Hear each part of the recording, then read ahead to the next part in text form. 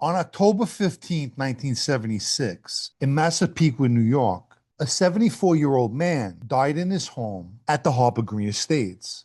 His name was Carlo Gambino, and he was the boss of a crime family by the same name. Law enforcement named him the boss of all bosses. But in actuality, he only possessed influence and respect from his fellow bosses and the commission they sat on. Prior to his death, he named his cousin and brother-in-law, Paul Castellano, as his successor. And by keeping it in the family, he bypassed the rightful heir, the family's underboss, Anello Dellacroce. Despite this setback, Dellacroce remained the dominant street power within the Gambino family. Everyone understood Dellacroce ran the captains and the crews. In contrast to Castellano, he was a street guy and thrived in that element.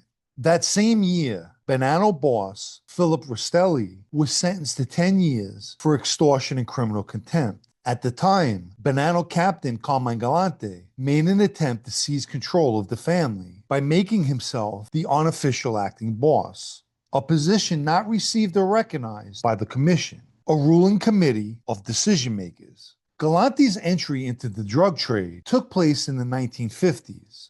In 1953, boss Joe Bonanno sent him to Montreal to set up a heroin pipeline, where he worked closely with Vincenzo Cotroni. Eventually, they started moving heroin, processed in Marseille, France, that was shipped to Montreal and then smuggled into New York and other cities in the United States. This pipeline would become known as the French Connection.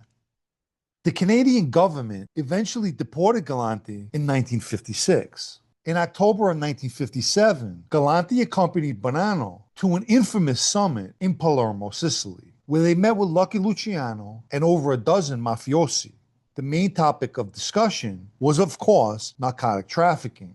However, for Galante, the trip was much more fruitful. Aside from relying on independent brokers, they partnered with the Sicilians in everything from production, transportation, and wholesale distribution. But more importantly, Galante was able to forge relationships with influential Sicilian bosses, who years later would supply him with trusted men that he imported and transferred over to the Bonanno family in the United States. Dellacroce, conversely, built his reputation on traditional rackets. Yet he understood the enormous amount of money that could be made from heroin.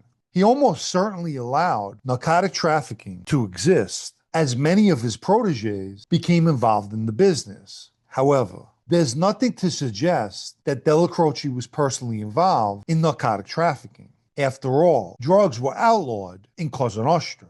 Be that as it may, it still took place. Drug profits were tolerated, but those involved had to be discreet because narcotic cases brought intense federal attention as well as lengthy prison sentences. It's up for debate whether or not Dellacroce's beef with Galante was for control of the drug trade alone or to weaken Galante. The conflict between the two escalated by 1977. Galante, by this time, was a major wholesale distributor of narcotics and in need of people who could move the product throughout New York. Some of these people included people close to the drug kingpin, Nicky Barnes, black dealers from Harlem, which reduced Galante's dependence on the other four families. In essence, he was creating an empire, one that Dellacroce wanted to crush. Two guys linked to the Gambino family, who Dellacroce deemed as Galante spies, disappeared and were never seen again. Dellacroce also sent a hit team to Harlem with the orders to shoot several heroin dealers, and then spread the word that the order came from Galante. This brought tremendous law enforcement heat to Harlem, and federal agents arrested Nicky Barnes as a result on March 16, 1977. Immediately after Barnes' arrest, a close Dellacroce associate, Guido De Curtis, was shot to death in Manhattan. Dellacroce always suspected that the hit came from Galante, but he was never able to prove it. He even sent guys to Montreal to sniff around and see if they could come up with proof. Nevertheless, the hits kept coming. Galante began systematically eliminating Gambino-connected narcotic traffickers. An FBI report states Galante allegedly ordered the murders of at least 8 Gambino-linked people during the late 1970s in an effort to control major drug trafficking operations. Multiple Gambino-connected narcotic traffickers disappeared or were outright murdered.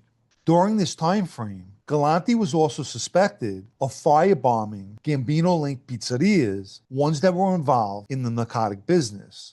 Besides bullets, Dellacroce ran a propaganda campaign against Galante and began bad-mouthing him to other wise guys, saying such things as Galante was bad for business and drew too much attention. These conversations reached the commission. One of the other things where Galante got under Dellacroce's skin was when people under Dellacroce began selling Galante sweatshops in Manhattan. Galante also had the support of people in New York, Canada, and Sicily. And with his Sicilian imports, he built up a family of his own. The issue wasn't that Galante sold heroin. Many members secretly did. The problem was that Galante wanted to become the principal wholesaler for everyone, the mob included. Over and above that, his biggest mistake was going around and behaving as though the commission's approval wasn't necessary. If you haven't liked this video yet, please take the time now and give it a like, as it helps with YouTube's algorithm. Anyone who'd like to show their appreciation for videos like this, or more importantly, help me to continue making them, you can donate with the Super Thanks icon down below, or through the PayPal Cash App links in the video's description. Let me quickly mention my blog, also called Sitdownnews, especially for those of you who still enjoy reading. The site can be found at sitdownnews.com and is a paid subscription. In the end, Dellacroce used politics to outsmart Galante. The commission were the ultimate decision makers, and it was decided that Galante had to go.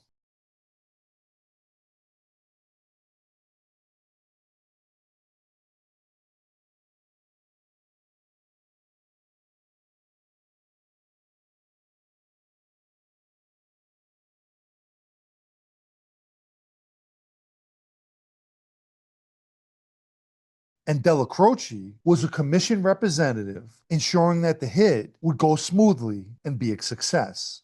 Carmine Galante was killed on July 12, 1979. And it's to no surprise, those involved in the hit, including shooters, reported to Neil Dellacroce's Ravenite Social Club following the hit.